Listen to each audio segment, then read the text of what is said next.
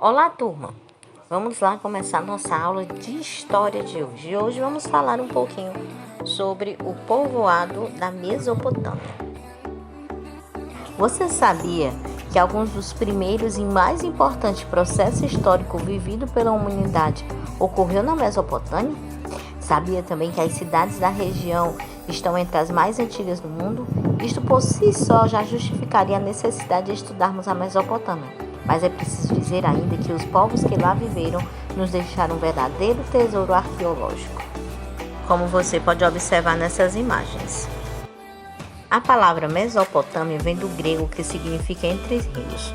Mesopotâmia é o nome dado a uma comprida faixa de terra cortada por dois grandes rios, o Tigre e o Eufrates, que desaguam no Golfo Pérsico, situado na Europa, Ásia e África. A Mesopotâmia atraiu muitos povos que ali se restabeleceram e fizeram a história. Você consegue visualizar a Mesopotâmia nessa parte rosa desse mapa. Na Mesopotâmia, há pouca vegetação e o clima é quente e seco durante a maior parte do ano. Superando desafios, os povos da região aproveitaram a água do Tigre e do Eufrates para irrigar a terra, cultivar alimentos e assim evitar os longos períodos de fome tão comum naquele tempo. Por isso, construíram cidades, desenvolveram um dos primeiros sistemas de escrita e nos deixaram um importante legado. Entre esses povos estavam os sumérios, os acádios, os amoritas, os assírios e os caldeus. Vamos então conhecer um pouquinho sobre os sumérios e os acádios. Há cerca de 4.000 a.C., os sumérios estabeleceram-se no sul da Mesopotâmia e formaram importantes cidades. E exemplos é o Uruk, Eridu e Largate. Cada uma dessas cidades possuía um governo próprio e independente, por isso são chamados pelos historiadores de cidade-estado. Em volta de suas cidades, os sumérios ergueram muralhas altas e extensas com várias torres defensivas. Cada cidade possuía uma divindade protetora e um rei. O rei, ele era visto como o servidor da divindade e governava a partir de um palácio. Nos arredores da cidade ficavam os pomares, as hortas e as áreas de cultivo. Dentro das cidades ficavam as casas, as ruas, as pontes, os templos religiosos, os zigurantes e os palácios. Os palácios tinham grande importância social, pois além de ser sede do governo, era centro de poder e de riqueza. Os templos eram morados dos deuses e possuíam várias repartições que serviam como casa, armazém e oficinas. Já os zigurantes eram monumentos religiosos na forma de pirâmides em degraus e rampas para se chegar ao topo. A escrita e as leis. Durante muito tempo se acreditou que a escrita surgiu primeiramente na Mesopotâmia. Novos achados arqueológicos, porém, indicam que a escrita se desenvolveu ao mesmo tempo em diferentes partes do planeta. Ela pode ter sido inventada pelos sumérios, no Egito, na Índia ou então na China. Na Suméria, o desenvolvimento da escrita não ocorreu de uma hora para outra. Resultou de um longo processo que se originou da necessidade de controlar os recebimentos e pagamentos dos templos e palácios e circulação de produtos. Os sumérios escreviam em tabuinhas feitas de argila úmida, que depois eram colocadas ao sol para secar. Para escrever, usavam uma espécie de palito afiado de extremidade triangular, com a qual fazia sinais em forma de cunha.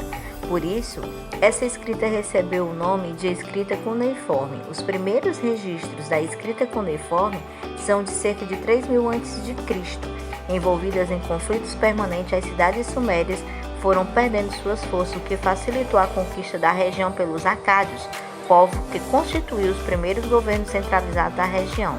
O Império Aquádio, este império, porém, durou pouco tempo. Enfraquecido por rebeliões internas, foi invadido por guerreiros romanos e desintegrou-se. E quem foram os amoritas? Por volta de 1900 a.C., os amoritas, um povo semita vindo do deserto da Arábia, se estabeleceram no centro do sul da Mesopotâmia. E, à semelhança dos acádios, construíram um poderoso império que abrangia quase toda a Mesopotâmia, o primeiro império babilônico. Hammurabi é o primeiro imperador babilônico, ocupou-se pessoalmente na administração de seu império, chegando a coordenar a construção de numerosos edifícios públicos, canais de irrigação e açude. Sua obra mais célebre, porém, foi um código de lei que influenciou e ainda influencia o mundo atual, o Código de Hammurabi. Após o governo de Hammurabi, uma série de novos, entre os quais os hititas, conquistaram a Babilônia, causando desintegração do império. Enquanto isso, despontava na região do povo assírio.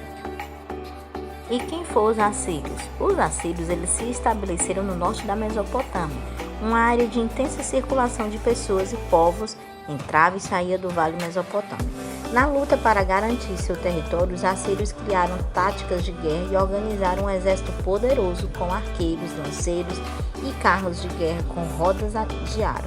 Então, conquistaram terras e povos, formando um grande império. O Império Assírio abrangia a Mesopotâmia, a Síria, a Fenícia, a Palestina e o Egito. Os assírios justificavam a conquista de terras e a escravização de povos, dizendo que fazia isto para conter Assus, seu principal deus. Mas o que tornou os assírios mais conhecidos foi o uso de crueldade contra os adversários. Era comum, por exemplo, cortar dedos, mãos e orelhas dos prisioneiros.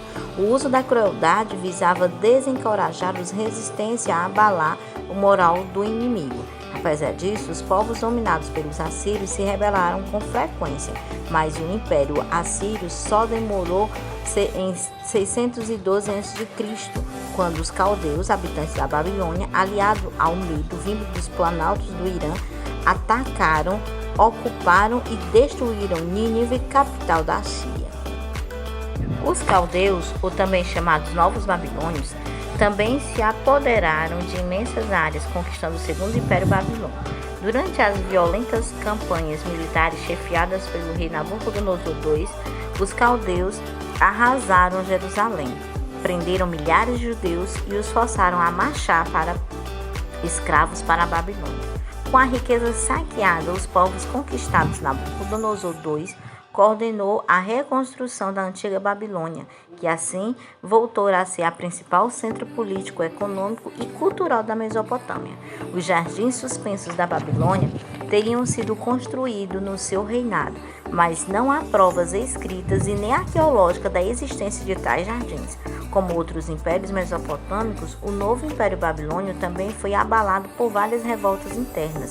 Isso o enfraqueceu e abriu caminho para que os persas, chefiados por Ciro o Grande, o conquistaram em 539 a.C.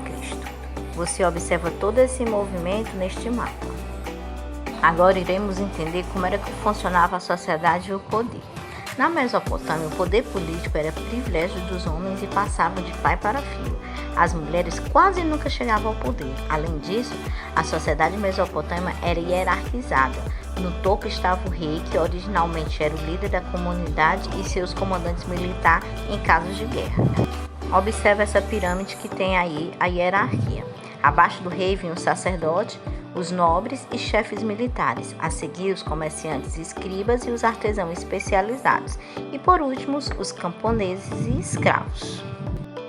Agora conheceremos um pouco sobre a economia, o campo e a cidade. Os povos da Mesopotâmia dedicavam-se à agricultura, à pecuária, artesanato e ao comércio. Usando as águas dos rios Tigre e Eufrates, cultivavam cereais como cevada, usando na produção da cerveja, e o trigo usado para fazer pão. Além disso, plantavam também o linho e o algodão, usados na confecção de tecido. Nos espaços entre as plantações, cultivavam legumes, hortaliças. Ao redor das casas, cultivavam frutas, especialmente a tamarineira. Além disso, criava ovelhas, cabras, porcos e boi, jumentos para o transporte de carga e carneiros, dos quais extraíam a preciosa lã. Os pastores trocavam seus produtos com os agricultores e ambos realizavam trocas com os habitantes das cidades. O comércio interno ligava o campo à cidade. Nas cidades mesopotâmicas havia um grande número de artesãos especializados, como comprava as peças encontradas no sítio arqueológico do Iraque. Nas oficinas de palácios e templos eram feitos objetos de cerâmicas, madeira e metal, com acabamentos refinados que continuam sendo admitidos até hoje. Mas como a Mesopotâmia era pobre em pedras preciosas, madeiras e metais, organizavam-se expedições para buscar essas matérias-primas em lugares distantes, tanto a leste quanto a oeste, como você pode observar neste mapa. O comércio da Mesopotâmia com outras regiões era intenso. Suas mercadorias percorriam longas distâncias levando para outras regiões cereais, lã e tecido, e na volta traziam diferentes produtos. Da Ásia Menor vinha a madeira, do Egito os metais e da Índia artigos de luxo. Quase todo o comércio era à base de troca. Parte da riqueza que circulava pela Mesopotâmia era entregue ao rei e aos sacerdotes. A população livre também era convocada a trabalhar em grandes obras como palácios, templos e canais de irrigação. Então é isso, turma. Nossa aula vai ficando por aqui e agora é hora da sua atividade. Sua atividade está no livro didático na página 103 e 104, da primeira até a quinta questão. Então você vai copiar e resolver a atividade no seu caderno. Em seguida você vai tirar uma foto legível e enviar para mim, tá bom? Vou ficar aguardando você. Um grande beijo e até a nossa próxima aula. Tchau, turma!